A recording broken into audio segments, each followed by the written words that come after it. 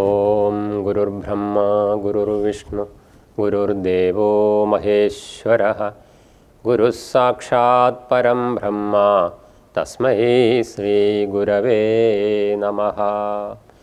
ഓം സദാശിവസമാരംഭാം ശങ്കരാചാര്യമധ്യമാം അസ്മദാചാര്യപര്യന്താം വന്ദേ ഗുരുപരമ്പരാം. ശ്രീ ശങ്കര ഭഗവത്പാദരുടെ ഏറ്റവും പ്രചരിതമായ ഒരു പ്രകരണ ഗ്രന്ഥമായ ഭജഗോവിന്ദം. ആ ഭജഗോവിന്ദത്തിലെ ഓരോ ശ്ലോകങ്ങളാണ് നമ്മൾ അല്പമായിട്ട് ശ്രദ്ധിച്ചു വരുന്നത്. അതിൽ 24-ാമത്തെ ശ്ലോകമാണ് ഇനി നമ്മൾ ശ്രദ്ധിക്കേണ്ടത്. അതിൽ പറയുന്നു, വയസി ഗദേക കാമവികാരഃ ശുഷ്കേ നീരേക സകാസാരഃ നഷ്ടേ ദ്രവ്യേക പരിവാരഃ ജ്ഞാതേ തത്വേക സംസാരഃ. ഇപ്പോൾ വയസി ഗതേ കഹ കാമവികാരഃ ശുഷ്കേ നീരേ കഹ കാ സാരഃ നഷ്ടേ ദ്രവ്യേ കഹ പരിവാരഃ ജ്ഞാതേ തത്വേ കഹ സംസാരഃ. അതായത് വയസ്സായാൽ വാർദ്ധക്യത്തിൽ എന്തു കാമവിചാരം, വെള്ളം മുഴുവൻ പറ്റിയിട്ട് എന്ത് തടാകം, ശുഷ്കേ നീരേ കാസാരഃ എന്ത് തടാകം, നഷ്ടേ ദ്രവ്യേ പരിവാരഃ ധനം നശിച്ചാൽ പിന്നെ എന്തു പരിവാരം, എന്ത് ബന്ധുജനങ്ങൾ, തത്വം അറിഞ്ഞാൽ പിന്നെ എന്തു സംസാരം, ജ്ഞാതേ തത്വേ കഹ സംസാരഃ തത്വം അറിഞ്ഞാൽ എന്ത് സംസാരം. അവിടെ വ്യക്തമാക്കുകയാണ് നമ്മളോട്. അതായത് ഓരോന്നിനും ഒരു പരിധിയുണ്ട്. ആ പരിധി കഴിഞ്ഞാൽ, ആ ലക്ഷ്യം നേടിക്കഴിഞ്ഞാൽ പിന്നെ മറ്റേത് സ്വാഭാവികമായിട്ടും നിവൃത്തമാക്കപ്പെടും. ഇപ്പോൾ വയസ്സി ഗതേക കാമവികാരഃ, ഈ വയസ്സായി കഴിഞ്ഞാൽ പിന്നെ എന്താണ് കാമവികാരം, ആഗ്രഹങ്ങൾ. കാരണം ഒരു മനുഷ്യന് ആഗ്രഹങ്ങൾ ഉണ്ടെങ്കിൽ അത് പ്രാവർത്തികമാക്കാൻ സാധിക്കുന്ന ഒരു പ്രായത്തിലാണെങ്കിൽ അതിനൊരു യുക്തിയുണ്ട്. ഒരു കാര്യവും ചെയ്യാൻ സാധിക്കാതെ കട്ടിലിൽ ശയ്യാവലംബിയായി കിടക്കേണ്ടുന്ന ഒരു ഘട്ടത്തിലും മനസ്സിൽ ഒരുപാട് കാമചിന്തകൾ, കാമവികാരം, മറ്റ് പലതരത്തിലുള്ള ആഗ്രഹങ്ങൾ, എല്ലാ ആഗ്രഹങ്ങളെയും കാമമെന്ന് പറയാം. അത് ലൈംഗികമായ ആഗ്രഹങ്ങളല്ല ആവട്ടെ, മറ്റ് ഭൗതികമായ ആഗ്രഹങ്ങളാകട്ടെ, സകല ആഗ്രഹങ്ങളും കാമം എന്നുള്ള ഒരു വാക്കിൽ പറയാം.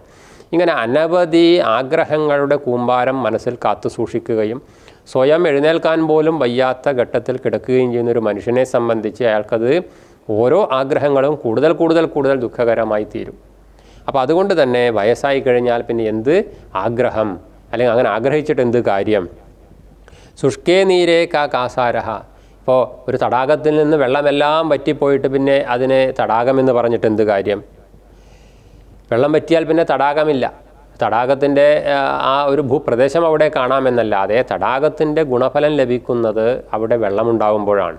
വെള്ളം വറ്റിക്കഴിഞ്ഞാൽ പിന്നെ അത് തടാകമല്ലാതായി മാറി, അത് ഒരുപക്ഷെ അത് മരുപ്രദേശം പോലെയായി മാറും.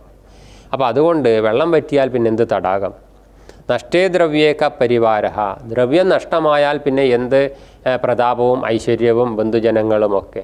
ധനമുള്ള കാലം വരെ അതൊക്കെ ഉണ്ടാവുള്ളൂ എന്ന് നേരത്തെ ഒരു ശ്ലോകത്തിൽ സൂചിപ്പിച്ചു. ധനം നഷ്ടമായി കഴിഞ്ഞാൽ ഇതൊന്നുമില്ല. ഇതുപോലെ വയസ്സായി കഴിഞ്ഞാൽ കാമവികാരവും, ജലം വറ്റിക്കഴിഞ്ഞാൽ തടാകവും, അതുപോലെ ദ്രവ്യം നഷ്ടമായാൽ പിന്നെ പരിവാരങ്ങളും എല്ലാം വിട്ടുപോകുന്നു, അല്ലെങ്കിൽ പോകുന്നൊരവസ്ഥയുണ്ടാകുന്നു. ഇവിടെ പ്രായമാകുമ്പോൾ ഇത്തരം കാമവികാരങ്ങൾ ഒഴിവാക്കണം എന്ന് പറയുന്നു, അല്ലെങ്കിൽ അത് ദുഃഖത്തിന് കാരണമാകും. അതുപോലെ തന്നെയാണ്. അപ്പോൾ അങ്ങനെ ആകുമ്പോൾ ഇവിടെ പറയുന്നു, അതുപോലെ തന്നെ വലിയൊരു തത്വത്തെ ഇവിടെ ബോധിപ്പിക്കുന്നു. ജ്ഞാതേ തത്വേക സംസാരഃ. അപ്പോൾ പരമമായ തത്വത്തെ അറിഞ്ഞവന് പിന്നെ എന്ത് സംസാരം.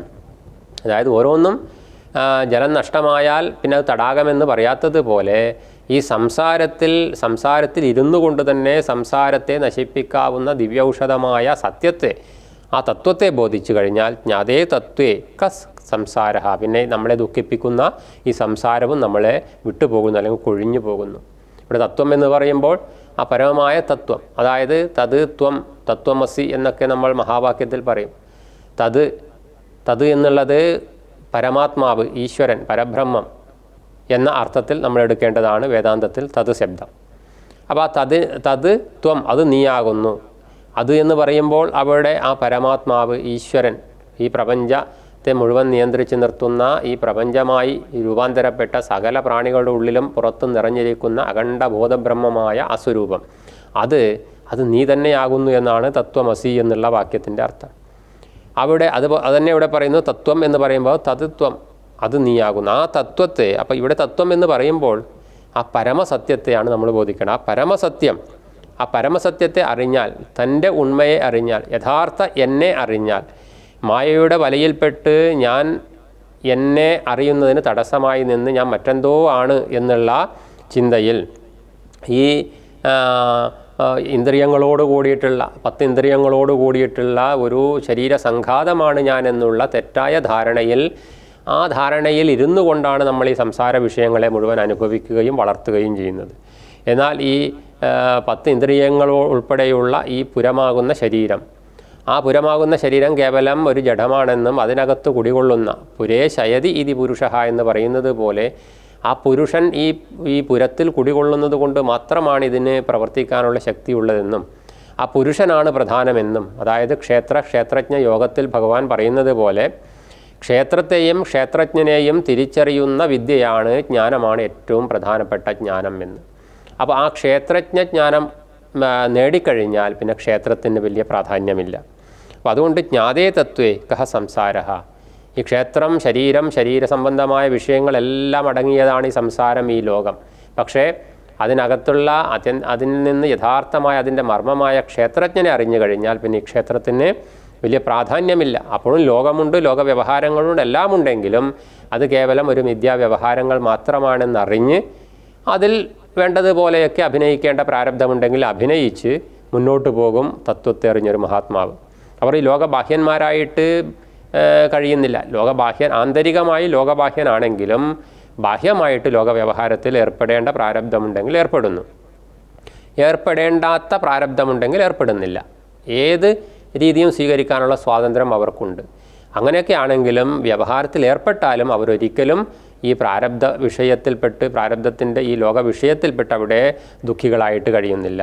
അവന് നഷ്ടമോ ലാഭമോ സുഖമോ ദുഃഖമോ നിന്ദയോ സ്തുതിയോ ഒന്നും അവരെ ആന്തരികമായി ബാധിക്കുന്നില്ല. കാരണം അതൊക്കെ ദ്വൈത വ്യവഹാരങ്ങളൊക്കെ കേവലം മായാസംബന്ധമായ ലോകത്തിലുള്ള മായാവ്യവഹാരങ്ങളാണ്. ഇതിന് യാതൊരു തത്വവും യാതൊരു അടിസ്ഥാനവുമില്ല എന്ന് ബോധിക്കുന്ന മഹാത്മാവിന് പിന്നെ എന്ത് സംസാരം? സംസാരം എന്ന് പറയുമ്പോൾ തന്നെ കുടിലമായ ഗതിയോടുകൂടി ഒഴുകുന്നത് എന്ന അർത്ഥമാണ്. അപ്പോൾ അങ്ങനെ കുടിലമായ ഗതിയോടുകൂടി ഒഴുകുന്ന ഈ സംസാരം അവരിൽ നിന്ന് വിട്ടുമാറുന്നു തത്വത്തെ അറിഞ്ഞവർ. അപ്പോൾ അതുകൊണ്ട് ഇവിടെ പറയുന്നു വയസ്സികതേക കാമവികാര, വയസ്സായിക്കഴിഞ്ഞാൽ ഈ കാമവികാരം കൊണ്ട് എന്ത് പ്രയോജനം? കാമവികാരം ഒഴിഞ്ഞു പോകേണ്ടതാണ് എന്ന് നമ്മളോട് ഉപദേശിക്കുകയാണ്. ശുഷ്കേ നീരേ കക്കാസാരഹ, വെള്ളം പറ്റിയ ഒരു തടാകത്തെ പിന്നെ തടാകമെന്ന് പറയാത്തതുപോലെ ആ തടാകത്തിൻ്റെ പ്രസക്തി അവിടെ നഷ്ടപ്പെട്ടു വെള്ളം പറ്റുന്നതോടുകൂടി. അതുപോലെ വയസ്സാകുമ്പോൾ കാമത്തിൻ്റെ പ്രസക്തി നഷ്ടപ്പെടുന്നു, അല്ലെങ്കിൽ നഷ്ടപ്പെടേണ്ടതാണ്. നഷ്ടേ ദ്രവ്യേക പരിവാരഹ, ദ്രവ്യം നഷ്ടപ്പെടുമ്പോൾ പിന്നെ മറ്റ് ബന്ധുജനങ്ങളും പേരും പ്രശസ്തിയും പ്രതാപവും എല്ലാം സ്വാഭാവികമായിട്ടും ഇല്ലാണ്ടാവുന്നു. ഇതുപോലെ ഓരോന്നും നഷ്ടപ്പെടുന്നു ലോക ജീവിതത്തിൽ. പക്ഷേ ഏറ്റവും പ്രധാനമായിട്ട് ഈ നഷ്ടപ്പെടുത്തേണ്ടത് നഷ്ടപ്പെടുത്തി നേടേണ്ടത് നേടുമ്പോഴാണ് അയാൾ പരിപൂർണനാകുന്നത്. അവിടെ പറയുന്നു ജ്ഞാതേ തത്വേ കാസാരഹ. അപ്പോൾ ആ തത്വത്തെ അറിഞ്ഞു കഴിഞ്ഞാൽ പിന്നെ അയാൾക്ക് നമ്മളെ ദുഃഖിപ്പിക്കുന്ന ജനനമരണ ചക്രത്തിൽ നിരന്തരം നമ്മളെ കറക്കുന്ന ഈ സംസാരം അയാളിൽ നിന്ന് വിട്ടുപോകുന്നു, അയാളിൽ നിന്ന് കൊഴിഞ്ഞു പോകുന്നു. അങ്ങനെയുള്ള മഹാത്മാക്കളുടെ ജീവിതമാണ് കൃതാർത്ഥമായ ജീവിതം, ധന്യമായ ജീവിതം എന്ന് നമ്മളെ ബോധിപ്പിക്കുകയാണ് ആചാര്യ ഭഗവത് പാദർ ഈ ഒരു ശ്ലോകത്തിലൂടെ. അത് നല്ലപോലെ നമുക്ക് മനനം ചെയ്യാം എന്ന് മാത്രം പറഞ്ഞുകൊള്ളുന്നു. ഹരി ഓം.